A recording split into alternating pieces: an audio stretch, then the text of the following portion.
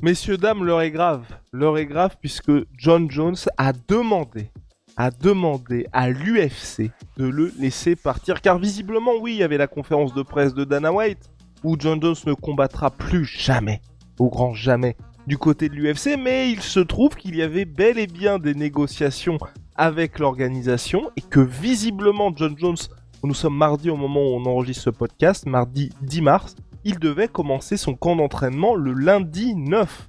Et que John Jones a très mal pris le fait de ne pas être sur la carte de l'UFC Maison Blanche, après que notamment l'UFC lui ait proposé une offre qui a été vue comme un affront, Rusty. Ouais, et ce qui l'a encore plus énervé, c'est ce qu'a dit Dana White en conférence de presse après, en expliquant oui, non, mais là on peut considérer qu'il est à la retraite. De toute façon, il l'a dit, il a de l'arthrite et machin. Donc en gros, Dana l'a jeté sous le bus comme il l'attendait de pouvoir le faire depuis des semaines maintenant. Et c'est ça que John Jones, c'est ça qui a fait qu'il est sorti du bois. C'est ça qui a fait qu'il a fait ses tweets, qu'il a fait ses posts Insta, qu'il a fait ses petites vidéos live machin dans son lit bizarre. Donc ça a été ça le déclencheur, ça a été... Et c'est là où c'est intéressant, tu vois, mais c'est l'ego de Dana White qui fait qu'il continue d'envoyer des bastos à tout le monde, qui fait que là, il fait que John Jones sort du bois, qui fait que Eddie Hearn se met avec Thomas Spinal. C'est poétique comme l'ego de Dana White fait qu'il reprend des petits retours de bâton quand même. Soit. Les gars, la sueur débarque en live sur Whatnot. Carte UFC, Pokémon, NBA, Box Break. Va y avoir du très très lourd en live tous les week-ends. 15€ offerts sur votre premier achat via notre lien qui s'affiche ici ou en description. Et si vous cherchez notre nom sur Whatnot, c'est Turbo Classique. Et donc John Jones, monsieur, je sais pas si tu as le verbatim, je l'ai. Et bah parfait, c'est parti. La réaction de John Jones sur Twitter. Et il y avait eu aussi une série de tweets précédents qui avaient été supprimés par John Jones, mais qui étaient bien moins clairs que celui-là, où on sent que là, il s'est posé, monsieur. Je suis donc John Jones. Salut à tous. Je voulais revenir sur les propos de Dana White ce week-end, parce que la vérité compte pour moi et pour les fans. Dana, tu étais énervé à propos du fait que je ne sois pas sur la carte de la Maison Blanche, mais clarifions les choses. Mon équipe et moi étions effectivement en train de négocier ce combat avec l'UFC, de vraies négociations. Je suis même descendu de mon chiffre initial. Et qu'est-ce qu'on m'a proposé en retour ? Une offre ridicule. Oui, j'ai de l'arthrite à la hanche et c'est douloureux, mais ça ne signifie pas que je ne peux pas combattre. Alors, laissez-moi comprendre, si j'avais accepté cette offre ridicule, soudainement ma hanche irait mieux et je serais sur la carte de la Maison Blanche ? Ça n'a aucun sens. J'ai même reçu un traitement par cellule souche la semaine dernière pour me préparer à cette carte et mon camp d'entraînement devait commencer aujourd'hui. Je me préparais pour être prêt. Je comprends que parfois des affaires n'aboutissent pas, mais dire publiquement des choses qui ne sont pas vraies n'est pas correct. Après tout ce que j'ai donné à l'UFC, les années, les défenses de titres, les combats, entendre dire que je suis, entre guillemets, fini, c'est décevant. Surtout quand, aussi récemment que vendredi, l'UFC m'appelait pour essayer de me mettre sur cette carte pour un montant beaucoup plus bas. Si l'UFC pense vraiment que je suis fini, je demande respectueusement à être libéré de mon contrat dès aujourd'hui. Plus de manigance, plus de jeu. Merci aux vrais fans qui savent ce qu'il en est. Bounce out. Bounce out. Aïe, aïe, aïe, aïe, aïe, aïe, aïe, les gars, il y a du drama. Et donc, par rapport à l'offre, Ariel Helwani a un petit peu précisé tout ça. C'est qu'en gros, donc John Jones demandait toujours quelque chose aux alentours de 30 millions de dollars et l'UFC est revenu avec un montant à la Conor Ben, à savoir 15 millions pour John Jones. Qui, oui, pour le commun des mortels, nous tous, on se dit oui, on y va pour 15 millions, mais c'est vrai qu'un John Jones, au regard de ce qu'il a apporté et surtout au regard de qui est Conor Ben par rapport à qui est John Jones, c'est vrai qu'on peut se dire qu'il est sous-payé, même si ça reste évidemment des montants absolument gigantesques. Bon, ouais, bah évidemment ils ne le laisseront pas partir du côté de l'UFC, hein, ça c'est très clair, mais moi surtout, je sais pas ce que toi t'en penses, mais ce qui me choque avec ça, c'est que j'avais l'impression que à partir du moment où tu étais sous contrat avec l'UFC, en fait, tu faisais tes combats point barre. Si là, on est dans un truc où les superstars peuvent commencer, et visiblement, Conor est dans cette situation-là aussi, à demander combat par combat combien je suis payé, on peut être dans un... Là, c'est John Jones, on s'en bat les couilles, hein. Mais on peut être dans un monde où c'est le bordel et ça devient insupportable. Parce que si les Islam Makhachev, les Khamzat Chimaev, je veux dire les Khabib, les Ilia Topuria, toutes les superstars commencent à faire ça, ça va être un enfer, et ça va être un enfer pour les combats pour le titre. Parce que si à chaque fois on se retrouve avec le deuxième gars, moi ça me fait un peu flipper tout ça, honnêtement. Et tu sais ce qui est encore plus fou, c'est que hier, il y avait une interview de Thomas Spinal chez Ariel Helwani, et à un moment donné de l'interview, Ariel Helwani lui expose la situation poids lourd et lui dit: Tom, c'est bien pour toi aussi parce que là, quoi qu'il arrive, soit Alex Pereira va battre Cyril Gane et donc il aura battu Cyril et ça va être un combat encore plus énorme contre toi quand tu reviens, soit Cyril gagne contre toi Alex Pereira et donc là ça fait la revanche avec Cyril qui aura encore plus pris du galon. Donc dans tous les cas, tu es gagnant et le combat, qui que ce soit contre eux, contre qui que ce soit, ça va être incroyable. Et là vraiment, c'est des combats qui vont valoir cher. Et Thomas Spinal, et il dit un truc à Relwani en mode ça, c'est vraiment des combats, putain, va falloir être quand même bien payé. Et Thomas Spinal de répondre: ouais, et c'est là où Eddie Hearn va entrer en jeu. Donc, même Thomas Spinal, là, à demi-mot, mais très clairement, explique que le combat de retour, là, oui, il est sous contrat, et comme il l'a dit dans les interviews il y a 2 jours, j'ai signé un contrat, je sais, machin. Là, c'est déjà un petit aperçu de ouais, mais même le contrat, on va essayer de le renégocier à la hausse parce que sans moi, vous faites quoi? Ce qui est bien pour eux, mais c'est vrai que nous, en tant que fans et pour le sport au global, on risque de se retrouver dans un truc comme en boxe anglaise. Mais à mon avis, il y a un moment donné, ils vont être coincés parce que si tu signes un contrat de plusieurs combats, bah faut quand même honorer ce contrat-là. Et Thomas Spinal a dit aussi, dans cette interview accordée à Elwani, si quelqu'un mérite d'être payé très cher dans ce sport, c'est bien John Jones. Pourquoi l'UFC ne paie-t-il pas John Jones à la hauteur de ce qu'il mérite? Ça me paraît complètement dingue. Si quelqu'un mérite d'être payé très cher dans ce sport, c'est bien John Jones. On parle de McGregor et John Jones. Ce sont eux qui ont généré des revenus pendant plus de 10 ans. Ils devraient être payés comme ils le méritent.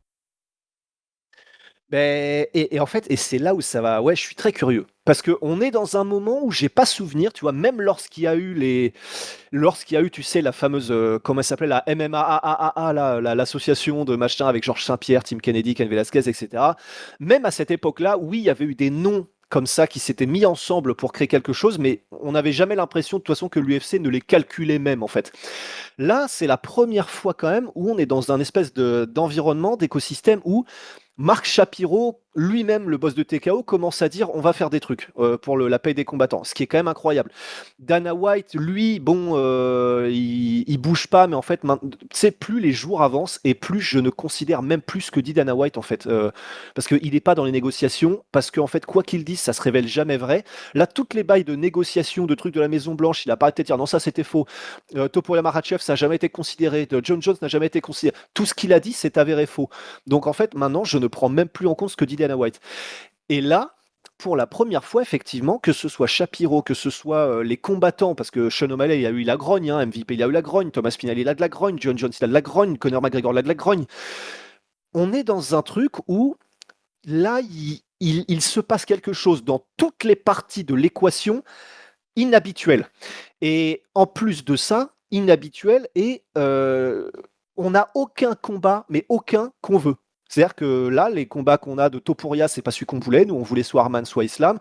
Le combat de Pereira, c'est pas celui qu'on voulait. On voulait John Jones. Le combat de Conor McGregor, on n'en a pas. En fait, on n'a absolument aucun combat qu'on demande depuis quand même quelques temps déjà.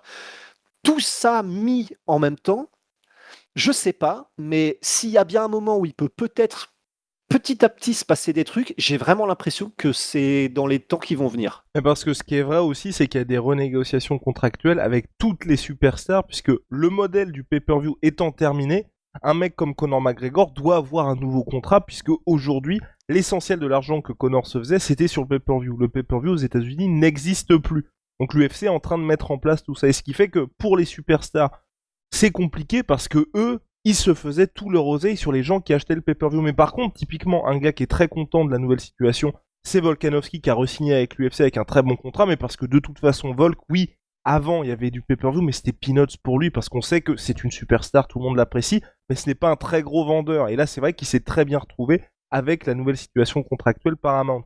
Mais c'est vrai que pour ceux qui donc ont un énorme avantage avec les gens qui payaient 80 $ ou 90, je sais plus combien c'était, 80 je crois, avec les anciens pay-per-view, ça change beaucoup de choses. Et c'est vrai que quand il y avait eu la situation avec l'association, le syndicat, c'était notamment pour le retour de Georges Saint-Pierre. Et là où c'est surprenant aujourd'hui, c'est qu'on est sur des combattants qui sont entre guillemets actifs, et c'est là où ça pose beaucoup de questions effectivement pour la suite. Mais ils vont devoir résoudre ce problème, l'UFC, parce que il faut que c'est ce qui a fait que l'UFC a réussi à notamment grappiller autant de parts sur la boxe, c'est qu'en MMA on avait les combats qu'on voulait, max du max. On attendait 1 an, et quand je dis on attendait 1 an, c'est on savait que ça allait se faire. Là aujourd'hui, à chaque fois, on est quand même dans des situations où Topuria Islam Makhachev, faut que Topuria gagne, faut qu'Islam Makhachev gagne, ensuite qu'ils se mettent d'accord sur la catégorie et que les deux aient toujours envie de s'affronter. Donc c'est quand même des choses qui sont très très compliquées, et on voit bien qu'il y a beaucoup de surprises. Typiquement, il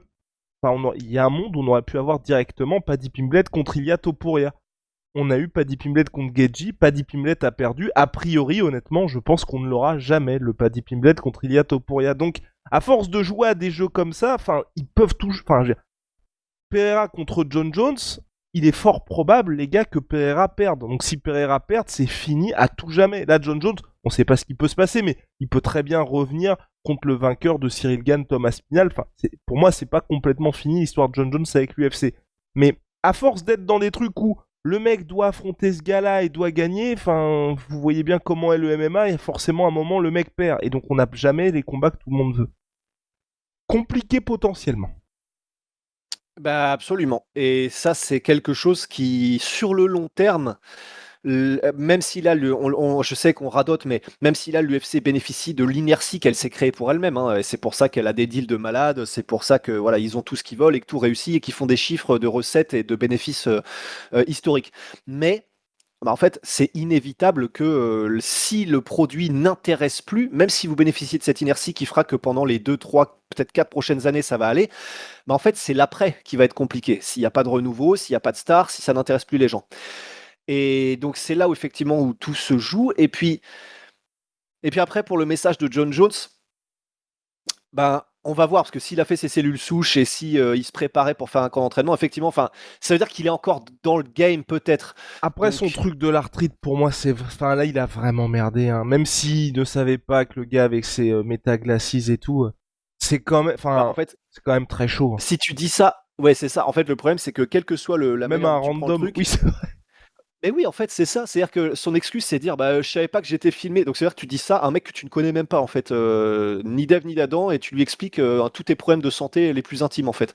Bon, donc, ça, déjà, c'est effectivement un peu bizarre. Et d'ailleurs, voilà, c'est une faute en communication de laquelle s'est gavé Dana White, hein, vous l'avez vu. C'est vraiment, il a sauté sur l'occasion. Et puis après, pour John Jones, de dire après tout ce que j'ai donné à l'UFC, c'est vrai, hein, bien sûr, il a été toujours sous-payé par rapport à ce qu'il a porté à l'UFC. Bon, il oublie aussi de dire qu'il y a des événements qui ont dû être bougés d'un état à un autre parce qu'il avait popé pour des substances dopantes. Il oublie de dire tout ce qu'il a fait subir aux fans et à l'UFC pendant 1 an en refusant d'affronter Thomas Spinal. Il oublie beaucoup de choses quand même. Mais il a aussi raison sur le fait qu'il a grosso merdo toujours été un peu sous-payé à partir du moment où il était champion, parce que c'était vraiment une des personnes qui ramenait du monde. Et il a jamais touché des salaires à la Conor Benn, etc. Mais donc, John Jones a le seum, c'est compréhensible.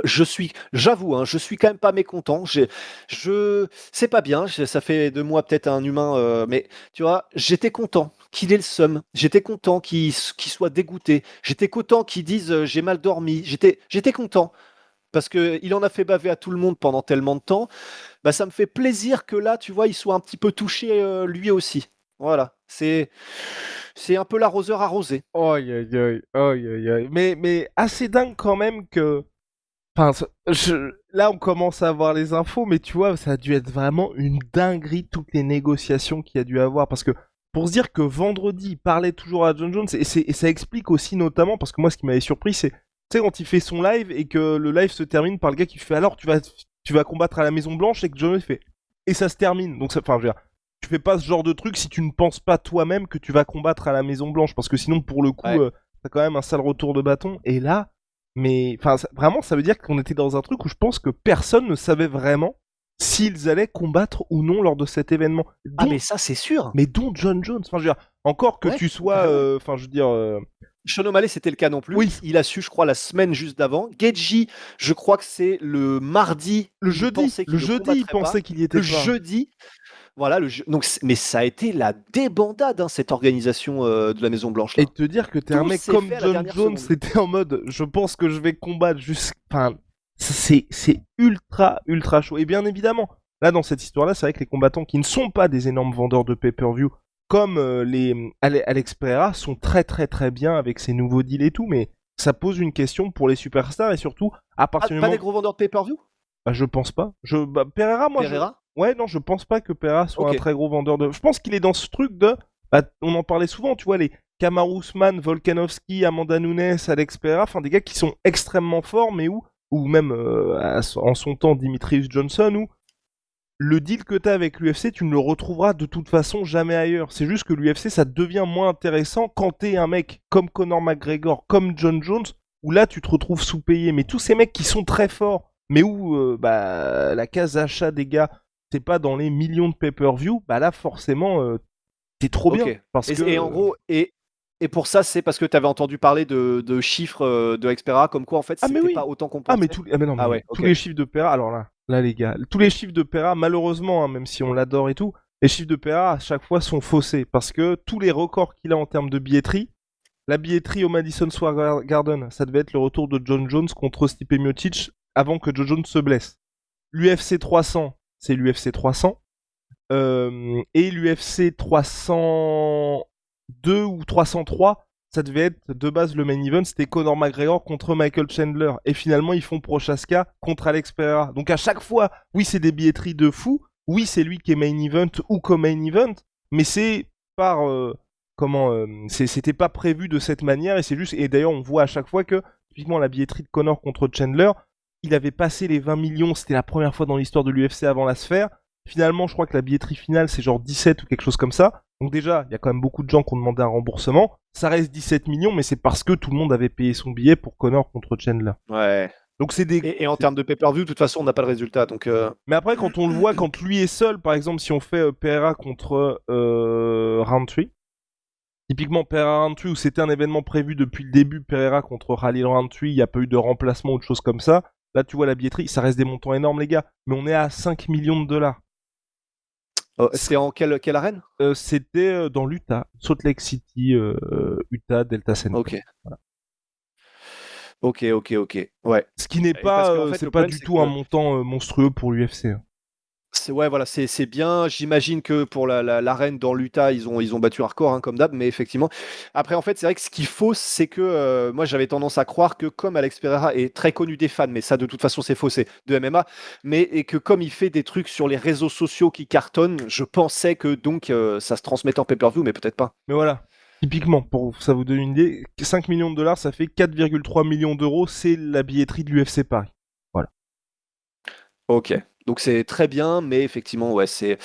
Parce qu'en fait, les billetteries, ce qu'il faut voir, c'est lorsque tu as une gigastar, en fait, tu peux te permettre de mettre des billets à un prix scandaleux autrement. À l'UFC Paris, si jamais il y a Conor McGregor, bon, bah, ils vont mettre les billets, littéralement en moyenne à 1000 balles pièce, en fait. Là, ils peuvent pas parce que c'est pas autant des gigastars. Et donc, si pour un événement avec Alex Pereiras, on est dans le même genre d'ordre de grandeur de billetterie, ça veut dire qu'effectivement, il n'a pas un pouvoir suffisant en tant que gigastar pour que les billets puissent être mis en moyenne à une valeur qui est celle d'un McGregor ou d'un John Jones, effectivement. Oui, Donc, ça, sur son en seul tout nom. cas, Sur son seul nom, parce que c'est c'est ça. Enfin, c'est un Pereira, John Jones, ça aurait battu des records si ça avait été lors d'un événement à Las Vegas typiquement, mais c'est sur le nom de John Jones, ou comme quand il y a eu John Jones contre Cyril Gane. Cyril a beaucoup vendu sur cet événement, mais parce qu'il y avait John Jones face à lui, évidemment. Donc non, c'est Ouais. pour ça. Là, on va... Et oui, hein, les gars, l'UFC jamais ne laissera partir John Jones, hein, là aussi. Hein. Il y a surtout qu'en plus, Jamais. il avait pour son retour contre Cyril, il avait signé un contrat de 8 combats. Donc il a fait celui contre Cyril, puis celui contre Stipe Miocic. Il lui en reste 6. C'était en 2022, 2023, 2023. Bref, à moins le seul moment où ils peuvent le laisser partir, il aura 45 piges. Je pense pas que John Jones combatte à 45 piges. Donc non, à mon avis, s'il revient, ce sera du côté de l'UFC. Mais là encore, hein, parce que tu vois, déjà là, je Enfin, 39 ans, il aura cette année, John Jones. Hein. Donc, pour un mec comme ça, qui est aussi... qui accorde autant d'importance à son bilan, et pour une organisation comme l'UFC, où on le rappelle, un mec comme Conor, visiblement, en plus, j'ai kiffé. Je sais pas si... T'as vu, il avait accepté un Carlos Prates Conor, hein, finalement. Oh, j'adore. Alors, les gars, bon, oui, il y a tous le côté extra-sportif avec Conor, où forcément, hein, la boisson, tous les excès font que, mais sportivement, vous, ça fait 4 piges que vous n'avez pas combattu. On vous propose Carlos Prates en welter, qui est un bourbier. Enfin, gardez la même attitude qu'avant, où le gars, blessé ou pas blessé, de toute façon, je m'en fous, vous m'appelez quand il y a un adversaire. Là, tu reviens, tu sais que c'est un bourbier, et c'est bon, Prates, il n'y a pas de problème. Oh là là. En fait, c'est ce qu'on veut, les gars, c'est ce qu'on veut. Ah oui. C'est ce qu'on veut. Et oui. Oh, j'adore. Franchement, j'adore cette attitude. Mais en tout cas, pour vous dire ça, c'est que qu'on l'a adoré à l'époque. Bah oui. C'est ce qui fait qu'on l'a adoré à l'époque, c'est qu'il ne refuse personne, il prend tout le monde tout le temps. C'est vrai que le fait de garder ça maintenant, alors que là, tu as le risque qui est quand même démultiplié, tu n'as pas combattu depuis 4 piges, tu prends un mec qui vient de... Enfin, c'était le dernier KO, c'était Leon Edwards de Prates. Oui, monsieur. Qui vient d'éclater un ancien champion avec un KO absolument terrifiant. Pas de problème, j'y vais. Mais putain, mais Conor, voilà. C'est pour ça qu'il en est là où il est aujourd'hui. Hein. Ben oui. Et donc, pour vous dire, si c'est le traitement qu'il réserve à Conor, John Jones, même à 42 piges, s'il arrive à se mettre d'accord avec l'UFC, il aura pas de Tibura pour son combat de retour. Hein. Non, c'est direct title shot ou le pire mec que personne ne veut affronter. Donc c'est pour ça. Non mais intéressant ce qui est en train de se passer. Évidemment, les gars, il va rester sous contrat. Je suis curieux de voir si un jour il reviendra du côté de l'UFC ou non. En tout cas, John Jones, s'il combattra. Et puis voilà, mais à un moment donné, il va quand même falloir qu'il refasse les combats que tout le monde veut voir. Et ce qui est très bien avec l'UFC, j'en parlais hier, je sais plus trop qui, c'est qu'ils sont en capacité de les faire, hein, les gars. Enfin, je veux dire, typiquement, les 30 millions pour John Jones, on est dans une situation où ils peuvent lui filer cette oseille-là. C'est pas un truc où on est en boxe anglaise où t'as Floyd Mayweather qui dit je veux 300 millions, où personne ne peut filer les 300 millions. En boxe anglaise, quand les combats ne se font pas, c'est que les montants sont tels que y a absolument personne qui peut s'aligner là-dessus. L'UFC, ils sont dans une situation où les montants que demandent les athlètes, même si ça va être des plus 100%, plus 200% par rapport à ce qu'ils se font, l'UFC gagnera toujours de l'oseille. C'est juste qu'ils sont dans une situation et dans une stratégie l'UFC où ils ne veulent pas qu'un athlète devienne plus gros que l'organisation, ou en tout cas ait suffisamment de moyens de pression pour être comme Conor McGregor, où, à l'époque, où tu gagnes tout, tu te fais tellement d'oseille que t'as plus besoin de combattre, et donc ça fait une situation, parce que on adore Conor, hein, mais Conor après Mayweather, où c'était le bordel chez les lightweight, où il était toujours champion, finalement, il lui enlève son titre featherweight, puis il lui enlève son titre lightweight, il reste dans les classements, tu sais pas s'il revient, c'était quand même assez rocambolesque, et donc l'UFC va à tout prix éviter ça, ce qu'on peut comprendre en termes d'organisation, mais c'est vrai que pour les fans c'est un peu plus compliqué. Bah ouais. Bah et puis disons, ça on peut le comprendre, mais le fait parce que le mec est trop gros et a trop de succès quand il combat, que tu es obligé de te le garder juste précieusement, mais que tu n'ouvres jamais la boîte, tu vois. On a tellement perdu de temps, que ce soit pour Thomas, ouais mais vraiment, que ce soit pour Thomas Spinal ou Conor, et il y en a d'autres, hein. On aura perdu, en cumulé, Conor, il aura perdu peut-être 2 ans, tu vois. Parce que même avant sa blessure, hein, le moment où il voulait faire sa saison, où il voulait affronter Gaethje, puis machin en un an, et où finalement l'UFC lui a mis un stop pour aucune raison alors qu'il était prêt. Si. C'était à cause des billetteries. C'est parce que c'est le moment où il y a le début du Covid, et il se dit, oui, pardon, c'était pour la raison, parce qu'il se disait, pourquoi on va gaspiller un Conor si on peut pas, pourquoi est-ce qu'on mettrait Conor à la Maison Blanche si on n'a pas de sponsor ni de billetterie? C'est ça. Et donc, ils ont littéralement cumulé plusieurs années de Conor McGregor en bonne santé, juste parce qu'ils veulent maximiser le bif, et au final, ils s'en font pas. Enfin, c'est tellement con, putain. Ah, vraiment, ça m'énerve en tant que fan. Hein. Ouais. Ah, c'est terrible. Hein. C'est terrible, et c'est même là que Conor avait dit...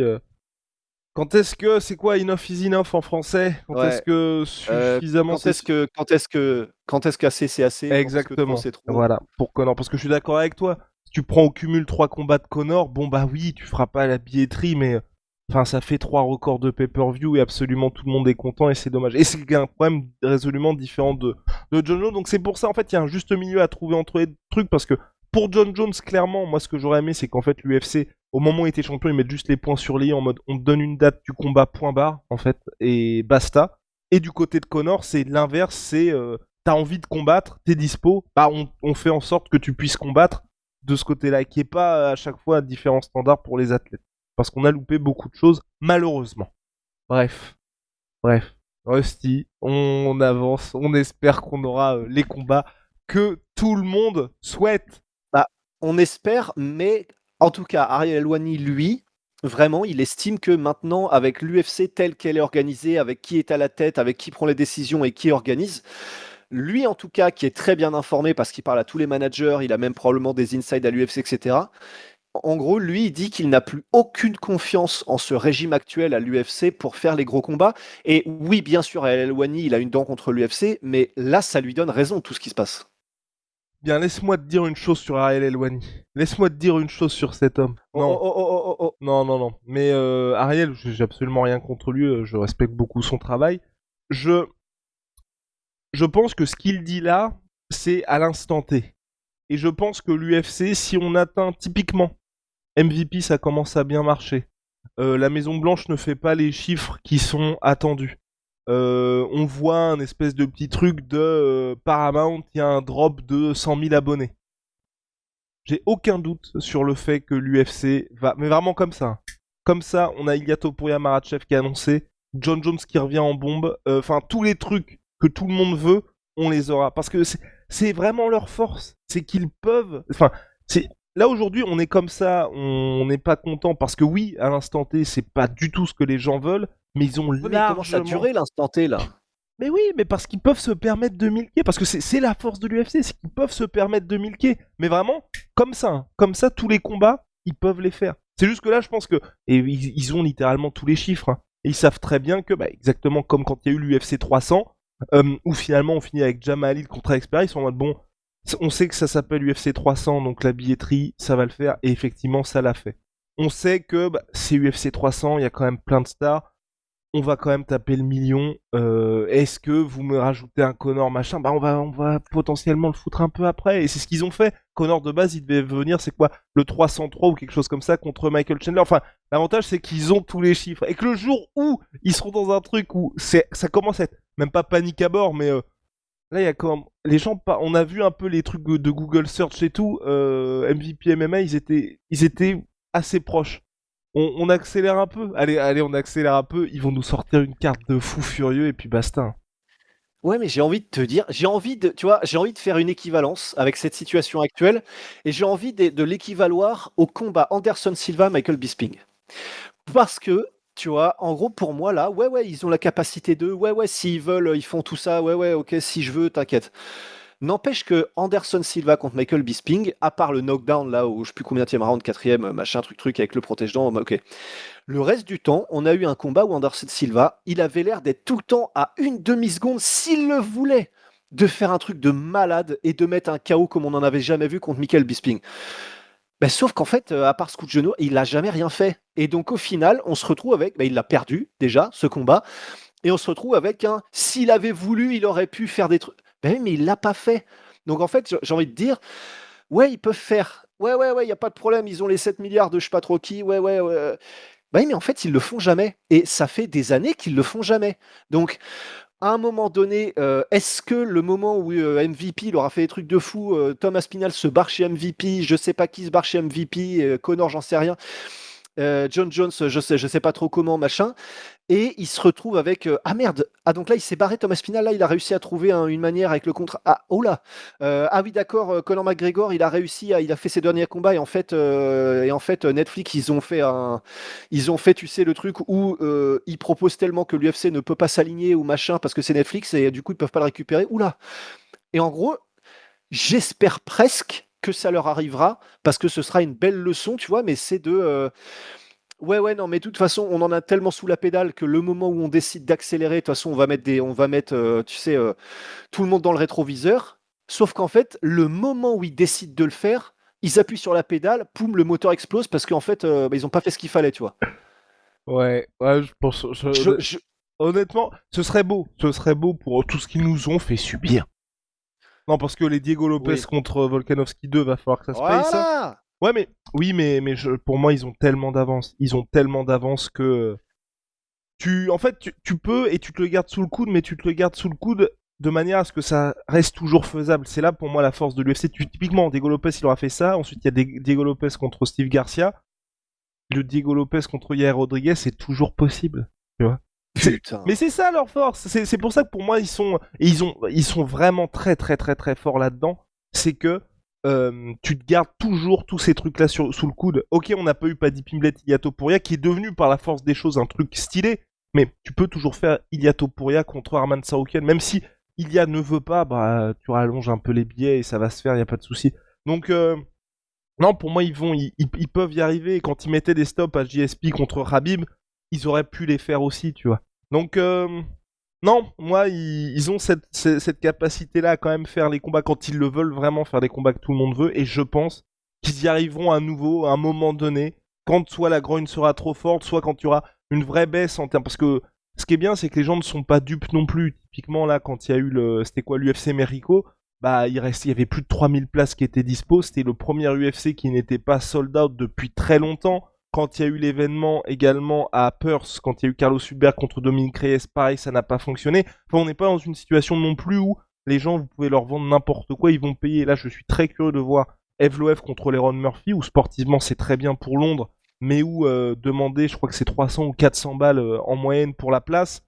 J'ai envie de voir ce combat, mais est-ce que je vais payer 400 balles pour voir Evloev contre Leron Murphy ?